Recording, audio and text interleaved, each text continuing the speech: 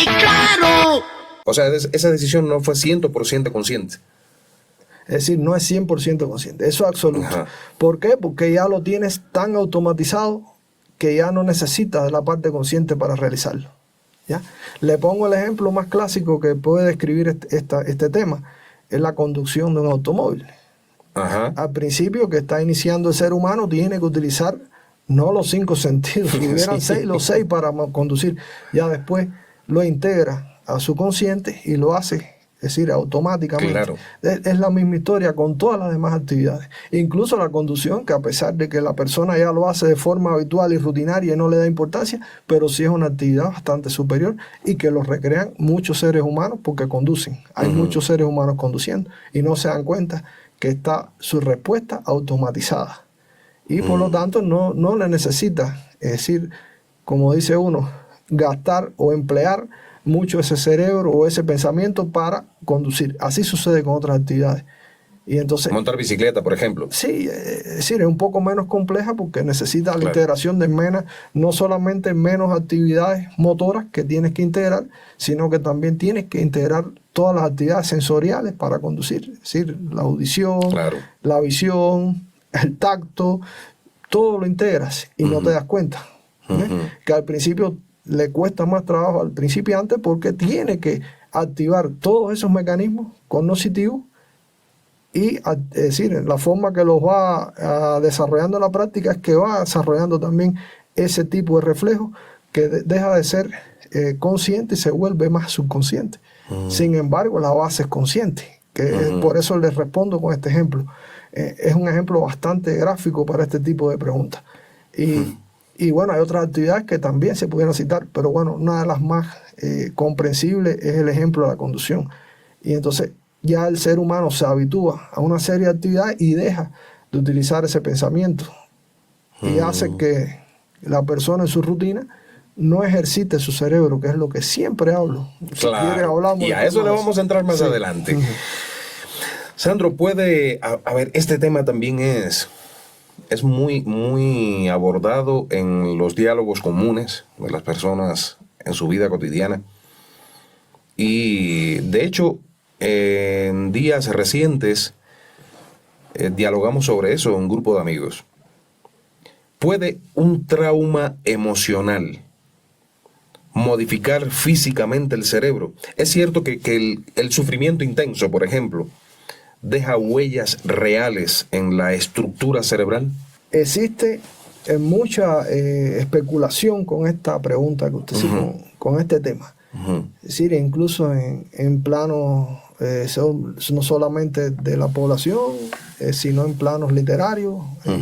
Hay libros, incluso en el séptimo arte, hay películas, series que hablan de este tipo de situaciones. Ahora, sí tienen su base científica, lo que sucede es que a veces se recrea un poquito más de lo que es, porque realmente sí existe una base. Es decir, orgánicamente un estrés acumulado hace, como le explicaba hace unos minutos, un condicionamiento en respuestas, digamos, humanas e incluso respuestas reflejas del propio cuerpo, un propio organismo. Y esto lo determinan el grado sobre todo de liberación de sustancias que producen la neurotransmisión, no solamente para el pensamiento, sino también para la actividad volitiva, es decir, para la actividad muscular, para la actividad. Entonces, la persona con un estrés incluso suficientemente grande puede sufrir de un solo evento cambios, ¿no?, que propicien este tipo de actitudes, ¿no?, o que modifiquen, es decir, la actividad del hombre sin tener incluso él una razón o decir lo que se le produzca como tal, sino que es una consecuencia. Y él se le produjo por este cambio que usted me habló, de sobre todo un sufrimiento intenso. Un sufrimiento intenso que puede ser como se dice, ¿no?, de una sola vez, o que es más frecuente, acumulativo, porque todo lo acumulativo tiene más significado. Si se va acumulando y aparecen los cambios posterior a esta acumulación de respuestas negativas, que es como le podemos decir, estas respuestas negativas condicionan una actividad cerebral diferente, condicionan una actividad incluso, como le decía, de respuesta al organismo, a los órganos internos, a los músculos diferente, o negativa, vamos a decirle también, por esa causa, ¿no? Por la causa de la acumulación de efectos negativos sobre la psiquis del hombre, que también afectan, por supuesto, estructuras cerebrales que determinan funciones.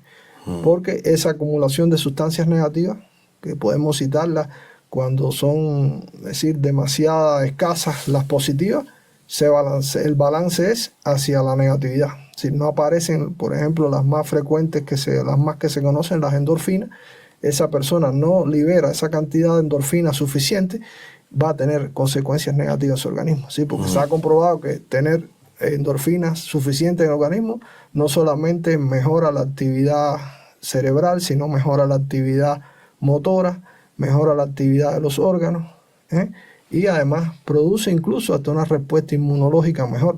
Entonces, cuando esa persona tiene ese estrés, es decir, mantenido ese estado de negatividad psicológica, hay una liberación contraria. ¿Sí? No, es un equilibrio contrario, diferente, y eso es malo para el organismo. Eso es por ahí. También pasa que en trastornos de este tipo, psíquicos o emotivos negativos que se van acumulando, o como decimos, como me preguntó, también hay otras causas, que puede ser que haya pequeños grados de insuficiencia circulatoria, o digamos, isquemias, como se le conoce, ¿no? Que producen ese efecto al liberarse también. Todo es consecuente a veces a la liberación de sustancias por el estrés, por el temor, por diferentes situaciones que producen esa liberación de sustancias, y esas sustancias son, digamos, de tipo espasmogénicas, porque producen espasmos, y está demostrado, producen espasmos a nivel de los vasos sanguíneos. Entonces la microcirculación cerebral es muy endeble, es muy, digamos, susceptible. Entonces, un pequeño espasmo produce déficit respiratorio en un área del cerebro, y esa área del cerebro puede secundariamente afectar no solamente una actividad motora, sino psicológica de todo el ser humano.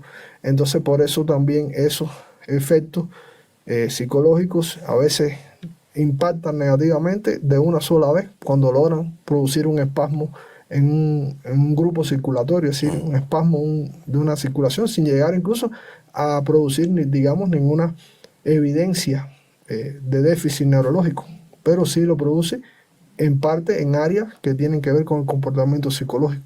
De ahí está la base a enfermedades que se producen o aparecen ya en la ancianidad, pero es la acumulación de este problema, ¿sí? Del espasmo continuado y deterioro de la microcirculación cerebral, que produce entonces las llamadas demencias de origen vascular, porque no todas son de Alzheimer, que es la más conocida.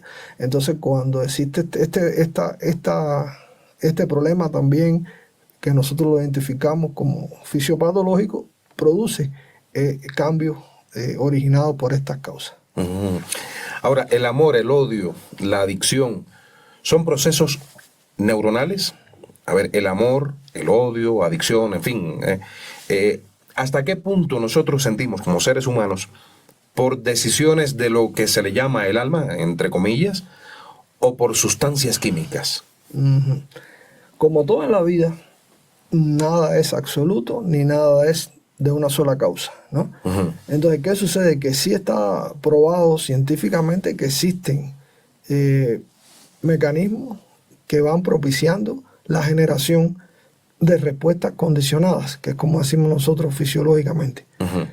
Perdón. Estas respuestas condicionadas son propias de la recreación de actividades acumuladas que crean círculos, digamos, viciosos en el plano cerebral, ¿no? Estos círculos viciosos, también conocidos como circuitos de respuesta, que son, digamos, respuestas que se van condicionando por la activación de áreas que tienen que ver con estos sentimientos que usted me pregunta, ¿no? Los sentimientos, digamos, en este caso superiores, como el amor, el odio, y a otros que no son tan superiores y que son también relacionados, como me pregunta, a la actividad social, o es decir, a la sociedad, como son el estado de consumo de sustancias adictivas y todo este tipo de fenómenos sociales.